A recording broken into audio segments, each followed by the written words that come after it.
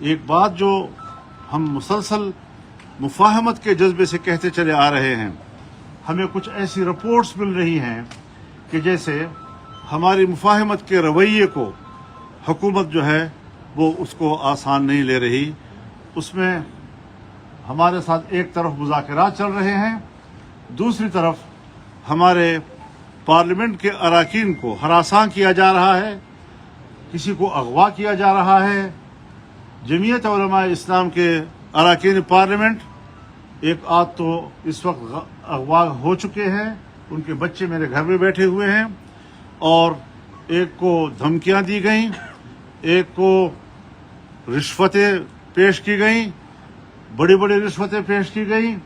لیکن اس قسم کے رویوں کے بعد اگر حکومت کا یہ رویہ رہتا ہے، جس طرح آج شاہ محمود قریشی کی بہو کے ساتھ ہوا، ہمارے اختر مینگل صاحب ان کی خاتون رکن کے ساتھ، جو اس نے خود بیان بھی دیا ہے کہ کتنا پریشر ہے اس کے اوپر، ان کے جو رکن سینٹ ہیں ان کی طرف سے بھی شکایات آ رہی ہیں. اگر اس قسم کی صورتحال بنتی ہے اور حکومت یہ اوچھے ہتھ کنڈے استعمال کرنا چاہتی ہے تو پھر ہم ان کے ساتھ مجبور ہوں گے کہ مذاکرات کا پروسیس روک دیں، اور کوئی راستہ ہمارے پاس نہیں ہوگا. ہم یہ بدماشی ماننے کو تیار نہیں ہیں. ہم سے بات کرو احترام کے ساتھ جواب دیں گے. دلیل کے ساتھ بات کرو، دلیل کے ساتھ جواب دیں گے، پورے احترام کے ساتھ دیں گے، آپ کو مطمئن کریں گے، آپ ہمیں مطمئن کریں. یہ سیاست کا میدان ہے.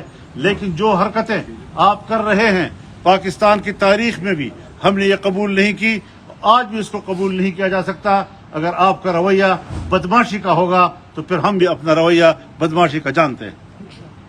تو اس طریقے سے آسان نہیں ہے کہ آپ اس قسم کے ہمارے ساتھ کھلواڑ کرتے رہیں، ہمارے خلوص کا مذاق اڑاتے رہیں، ہمارے نیک نیتی کا مذاق اڑاتے رہیں، ہماری سنجیدگی کا مذاق اڑاتے رہیں. یہ نہیں چلے گا.